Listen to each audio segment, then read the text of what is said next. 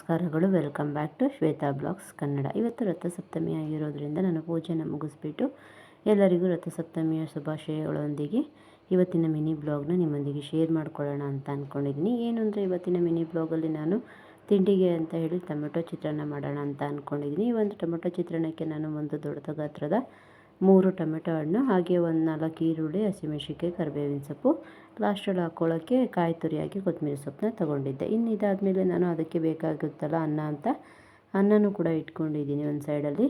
ಇನ್ನು ಕುಕ್ಕರ್ ಅನ್ನ ಕೂಗೋ ಅಷ್ಟೊತ್ತಲ್ಲಿ ಒಗ್ಗರಣೆ ಹಾಕ್ಕೊಳ್ಳೋಣ ಅಂತ ಹೇಳಿಬಿಟ್ಟು ಬಾಣಲೆಗೆ ಸ್ವಲ್ಪ ಎಣ್ಣೆ ಹಾಕ್ಕೊಂಡು ಒಗ್ಗರಣೆಗೆ ಏನು ಬೇಕು ಸಾಸಿವೆ, ಹಾಗೆ ನಾನು ಇಲ್ಲ ಮನೇಲಿ ಕಡಲೆಬೇಳೆ ಎಲ್ಲ ಇಷ್ಟಪಡೋದಿಲ್ಲ, ಹಾಗಾಗಿ ನಾನೇನು ಕಡಲೆಬೇಳೆ ಹಾಕ್ಕೊಳ್ಳೋದಿಲ್ಲ, ಕಡಲೆ ಬೀಜನೂ ತಿನ್ನೋದಿಲ್ಲ, ಹಾಗಾಗಿ ನಾನು ಕಡಲೆ ಬೀಜನೂ ಸಹಿತ ಇಲ್ಲಿ ಸೇರಿಸ್ಕೊತಾ ಇಲ್ಲ. ಇನ್ನು ಮಾಮೂಲಿ ಒಗ್ಗರಣೆಗೆ ಸಾಸಿವೆ, ಹಸಿಮೆಣಸಿನ್ಕಾಯಿ, ಈರುಳ್ಳಿ, ಕರಿಬೇವಿನ ಸೊಪ್ಪು ಏನು ಕುಯ್ಕೊಂಡಿದ್ನಲ್ಲ ಅದನ್ನು ಮಾತ್ರ ಹಾಕ್ಕೊಂಡು ಚೆನ್ನಾಗಿ ಅದು ಸ್ವಲ್ಪ ಗೋಲ್ಡ್ ಕಲರ್ ಬರೋಂಗೆ ಒಂದು 2 ನಿಮಿಷ ಫ್ರೈ ಮಾಡಿಕೊಂಡು ಅದಾದಮೇಲೆ ಅದಕ್ಕೆ ಸ್ವಲ್ಪ ಉಪ್ಪು ಹಾಕ್ಕೊಂಡಿದ್ದೆ ಈರುಳ್ಳಿಗೆ.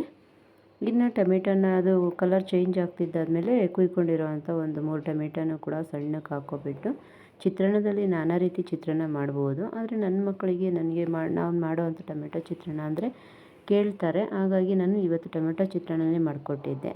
ಒಂದೊಂದು ಸರಿ ನಿಂಬೆಹಣ್ಣು ಚಿತ್ರಾನ್ನನೂ ಮಾಡ್ಬೋದು, ಮಸಾಲ ಚಿತ್ರಾನ್ನ, ನಾನಾ ರೀತಿ ಚಿತ್ರಾನ್ನಗಳಿದ್ದಾವೆ ಅಲ್ವಾ, ಅದರಲ್ಲಿ ನಾನು ಇವತ್ತು ಟೊಮೆಟೊ ಚಿತ್ರಾನ್ನನ ಆಯ್ಕೆ ಮಾಡಿಕೊಂಡು ಟೊಮೆಟೊ ಚಿತ್ರಾನ್ನ ಮಾಡ್ಕೊಳ್ಳೋಣ ಅಂತ ಹೇಳಿಬಿಟ್ಟು ಟೊಮೆಟೊ ಚಿತ್ರಾನ್ನನ ಮಾಡ್ಕೊಂಡಿದ್ದೆ.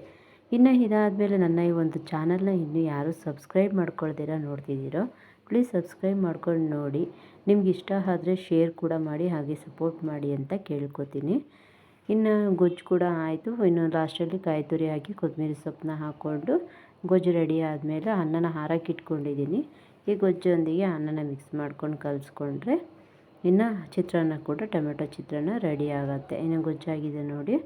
ಇನ್ನು ಇದಾಯಿತು. ಇನ್ನು ಅನ್ನ ಕಲಿಸ್ಕೊಬಿಡೋಣ ಹುಡುಗರಿದ್ರು ಅಂತ ಹೇಳಿ ಇನ್ನು ಅನ್ನನ ಕಲಿಸ್ಬಿಟ್ಟು ಅವ್ರಿಗೆ ಬಾಕ್ಸ್ ರೆಡಿ ಮಾಡಿಟ್ಬಿಟ್ಟು ಇನ್ನು ಫೈನಲಿ ಚಿತ್ರಾನ್ನ ಹೀಗೆ ಬಂದಿತ್ತು. ಇನ್ನು ಇವತ್ತು ಹೆಲ್ದಿ ಡ್ರಿಂಕ್ಸಿಗೆ ಅಂತ ಬಂದರೆ ನಾನು ಸೋರೆಕಾಯಿನ ಜ್ಯೂಸ್ ಮಾಡೋಣ ಅಂತ ಅಂದ್ಕೊಂಡಿದ್ದೀನಿ. ಈ ಒಂದು ಸೋರೆಕಾಯಿ ನಮಗೆ ಯಾರ್ಯಾರಿಗೆಲ್ಲ ಡಯಾಬಿಟಿಸ್ ಇದೆ ಅವರಿಗೆ ಸ್ವಲ್ಪ ಯೂಸ್ಫುಲ್ ಆಗುತ್ತೆ, ಹಾಗೆ ಫ್ಯಾಟು ಅಂತಾರಲ್ವ, ಈ ಕೊಬ್ಬಿನಂಶ ಕೂಡ ಕಡಿಮೆ ಮಾಡೋಕ್ಕೆ ತುಂಬ ಯೂಸ್ಫುಲ್ ಆಗುತ್ತೆ. ಇದು ವಾರದಲ್ಲಿ ನೀವು ಒಂದು ಸರಿ ತೊಗೊಳ್ಳಿ, ಅಂದರೆ ದಿನ ಒಂದೊಂದು ಹೆಲ್ತಿ ಡ್ರಿಂಕ್ಸ್ ತೊಗೊಳ್ಳೋದ್ರಿಂದ ನಮ್ಮ ಆರೋಗ್ಯನ ನಮ್ಮ ಕೈಯಲ್ಲಿ ನಾವೇ ಇಟ್ಕೋಬೋದು ಅಂತ ಹೇಳಿಬಿಟ್ಟು ನಾನು ಡೈಲಿ ಒಂದೊಂದು ಹೆಲ್ತಿ ಡ್ರಿಂಕ್ಸ್ನ ಮಾಡಿರ್ತೀನಿ.